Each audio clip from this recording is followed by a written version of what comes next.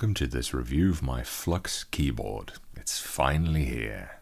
Yeah, quite a treat today. It's cool stuff like this that I like showing the most on the channel. The Flux is a hybrid between a keyboard and a Stream Deck with the functionality of both. For those who are wondering, a Stream Deck is basically a large macro pad originally marketed towards streamers so that they could play little animations, jingles or what have you during their broadcasts without having to resort to complicated software shortcuts. However, it's also found a market with other content creators and broadcasters, as well as video editors, music producers, audio engineers, graphic designers, animators, etc., for their work. The term Stream Deck is basically a genericized trademark for the eponymous product by Elgato, who are the company that makes these things, and indeed Elgato compatibility is a feature for similar products made by other companies. Though macropads and even work-specific keyboards have of course existed for many decades, a defining feature of Stream Decks is that their buttons can be visually customized to show their function on a screen.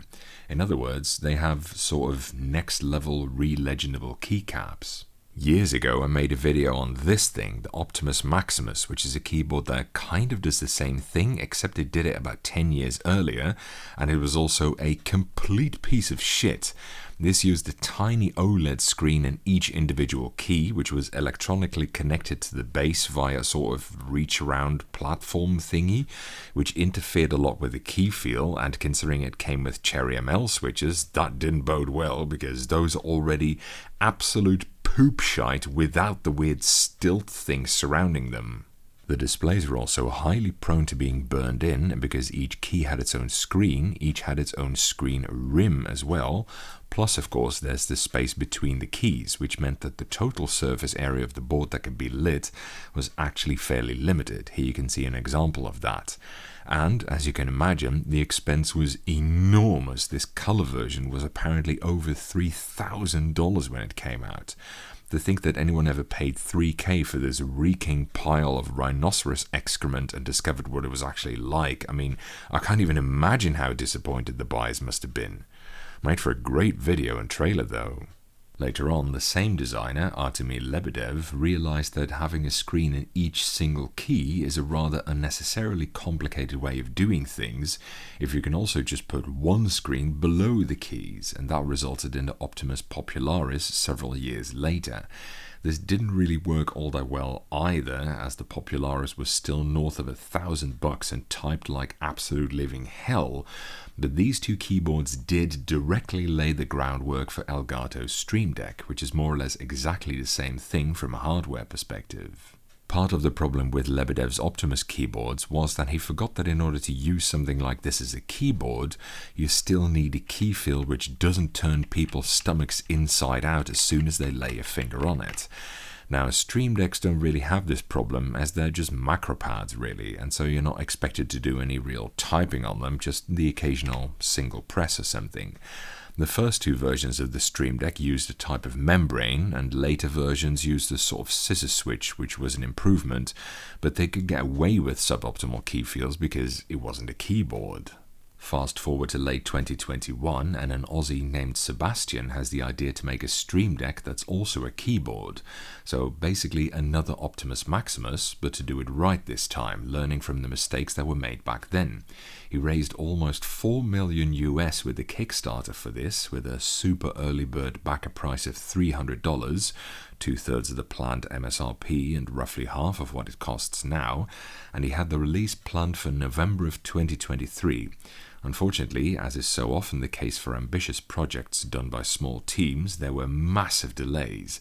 I had in fact planned this keyboard to be the end-of-year video of 2024, but it took until about 2 months ago to finally arrive at my doorstep, and that's not even counting the extra modules which aren't out yet. They are scheduled for Q4 of this year. Speaking of which, I should probably point out that this top bit at the moment has what they call passive modules, which is a fancy name for cover, but you can also get a jog wheel, referred to as a side wheel, or a triplet of extra keys, or a triple dial module, which are a common inclusion in Stream Deck, so it made a lot of sense that they included those options here.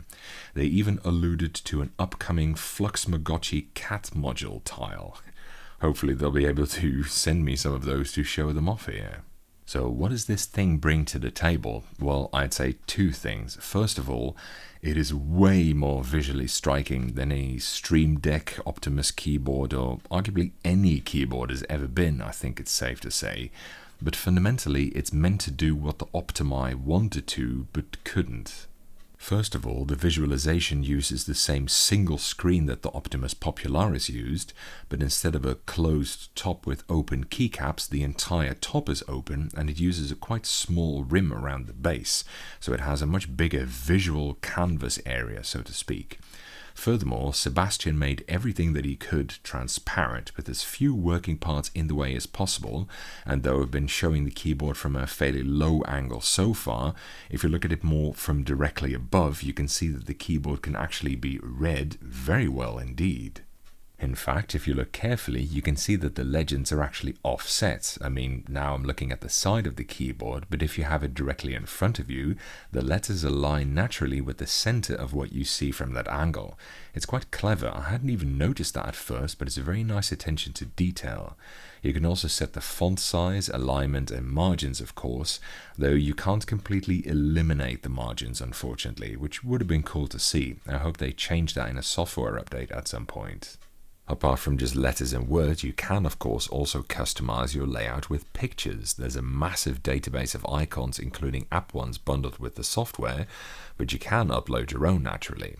A few notes here: it respects aspect ratio and transparency, which is nice, but at the moment at least it only accepts PNG, JPEG and SVG, so it doesn't accept bitmap files, and critically doesn't accept GIF or GIF, whatever you want to call it, so it can't play animations as key legends.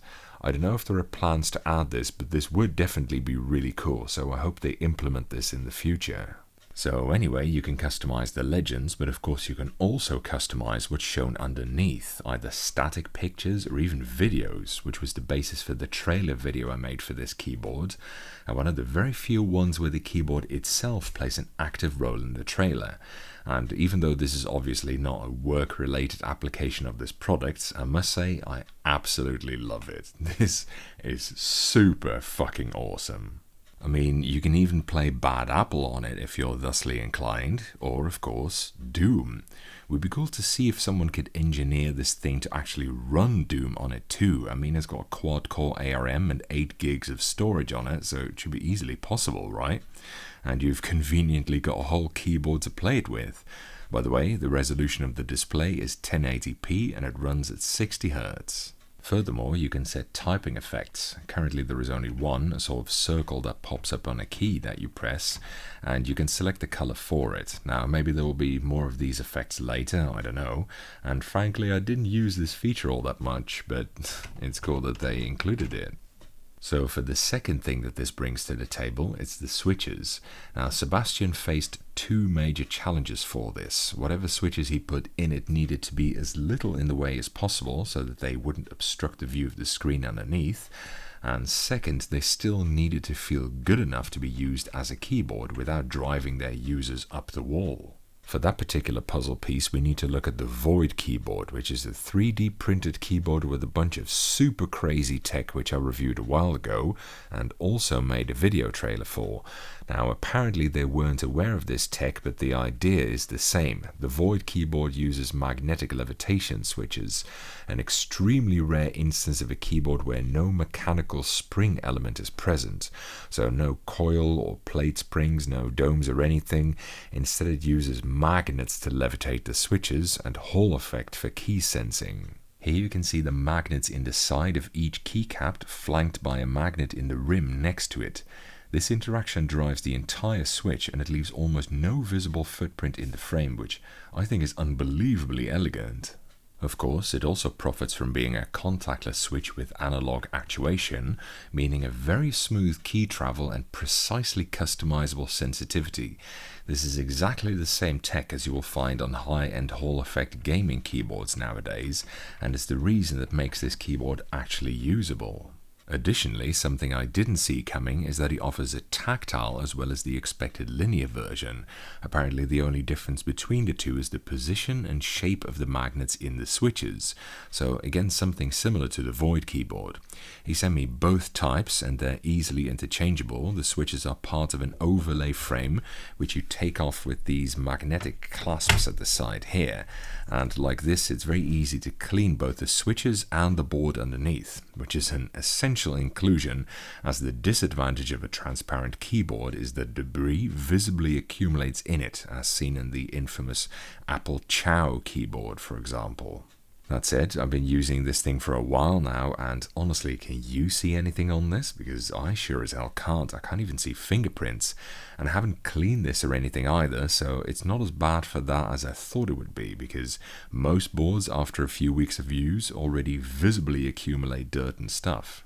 The frames are available in both ANSI and ISO, which means that you can use just about any language layout with it, because obviously you can just set it to whatever you want and it'll just project that layout onto itself. One note about the ISO frame though, it uses a split enter, as in it's the same shape but it's divided into two keys, presumably because the ISO enter is a difficult shape to engineer into this. It works fine, basically both keys just output enter, but I thought I should mention it. Of course, if you can live with a tiny enter, you can actually use just one of these and use the other for an extra key. So what are the switches like to actually use? Well, they're better than I had expected. Because of how this keyboard has to operate in order to retain its visual capabilities, they're quite limited to what you can do switch-wise, and this is obviously going to impact key feel, so I went into this with very low expectations. But it's actually fairly doable. Are they as good as other Hall effect switches in a normal keyboard? Certainly not. These only have 2.8mm travel, which feels weird. The keycaps are very close to each other, so it's easier than normal to make mistakes. And I'd say the key travel feels kind of strange overall. I think the short travel makes it feel more like a laptop keyboard than a normal one. The tactile module is actually tactile, I'm pleased to report, and I think this one feels a little bit better overall personally. Like many short travel tactile switches, it's rather punishing on the fingertips if you type very hard, which is probably exacerbated by the complete lack of foam and other dampening materials, as well as the stiffness of the chassis, so it forces you to type very lightly. That said, the tactility is nice and crisp, somewhat sharp even, and quite well defined without being overpowering. Both versions are very smooth, thankfully, and they barely bind, which is really nice. So yeah, not as good as a normal Hall effect keyboard, but much better than you would expect for a Stream Deck. You'll see this come back in another video coming soon, by the way. One thing I should note is that the tactile frame had a bunch of issues though. At first, on 3 occasions, one of the WASD keys, so basically what I was using heavily at the time, stopped functioning. It was easy enough to fix, just take the top off and reattach, but it did get me killed a few times. Afterwards it got worse though. The whole keyboard kept disabling itself, telling me to reattach it, and this was getting bad enough that it happened multiple times per match, so I swapped it out for another frame. I suspect this issue is related to the malfunctioning key issue that I had earlier. Now, Seb suggested that this was caused by interference with a tiny magnet inside the battery cover of my mouse, which at first I thought was rather bizarre because I've had tons of magnetic keyboards over the years and none of them ever had mouse interference. Plus the linear keyframe never had any issues at all, and I used that one more than I did the tactile one, so I pressed X to DAO on that one. However, he persisted, got hold of a lift mouse and was able to replicate the issue, plus he managed to whip up a firmware fix for this as well. And indeed, after some testing, I can confirm that indeed it now works flawlessly, so consider me flabbergasted. So I guess the keyframe wasn't at fault at all. As it turns out, the polarity of the magnet in the right clasp is what tells the keyboard what type of frame it is, and the tactile one has opposite polarity of the linear one, so I guess that the tactile frame had interference with the polarity of the magnet in the mouse. It makes sense in hindsight, and it is a bug, I guess, but pretty interesting though. Regardless, I pressed his team a bit on this and asked if a truly faulty keyframe was something they would cover, and they mentioned that, and I quote, "All defects are covered by a 2-year warranty," and yes, that includes faulty keyframes. Refreshing to hear something like that, right? It inspires confidence. The build quality seems pretty good, to be honest. I'm not going to do a drop test, obviously, but it feels quite well put together, really. Despite its tiny 75% form factor, it weighs more than an IBM Model M keyboard at 2,240 grams, or in jive units. Knock yourself a pro slick. The gray matter back, lot performers down, not take TCB in, man. I also really appreciate how easy it is to assemble and disassemble. I've had keyboards that were absolutely living hell to work with, but this thing is just ridiculously easy. Just put the tops on, like so, and then simply slide the module in like this, and then just put down the clasps. And that's it, Bob's your uncle. Super nice, I really like that. The current price is $640, so it's gone up in cost significantly since its Kickstarter, and extra keyframes are $170 each, so quite expensive, plus extra modules like dials or extra keys here on top are another $48 each. That said, this is really a one-of-a-kind keyboard, quite a step up from a Stream Deck or, God help us, the Optimus Maximus. I think it's really cool and I'm very happy with it, but admittedly the use case for this is very niche, because you can just buy a keyboard and a Stream Deck for the same or even less money. Would that look even 1% as cool as this thing? No chance. Would it do the same jobs, perhaps a little bit better even? Possibly. And of course, I have the luxury of getting this thing for free, so it's easy for me to say these things, but I think that this is one of the coolest keyboards I've ever typed on, and, you know, sometimes that's enough. By the way, it comes with 2 cables. If you have a high-powered USB-C port on your computer, that alone will be enough. Otherwise, you can use this split cable, which connects to USB-A in the computer and a power delivery charger, which is the way I'm using it. Full specs are on the website if you want to know the details. That's it for this review. Thank you for watching. I hope you enjoyed it, and following is a typing demonstration of me typing on this keyboard.